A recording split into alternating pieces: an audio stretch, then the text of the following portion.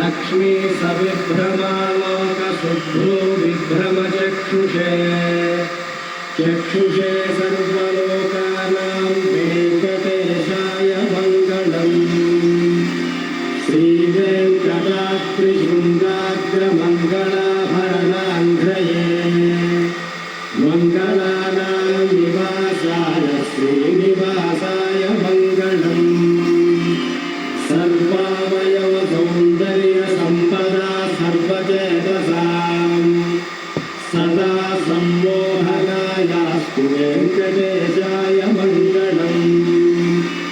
नित्याय निरवध्याय सत्यानन्दचिदात्मने सर्वान्तरात्मने श्रीमद्वेङ्कटेशाय मङ्गलम्।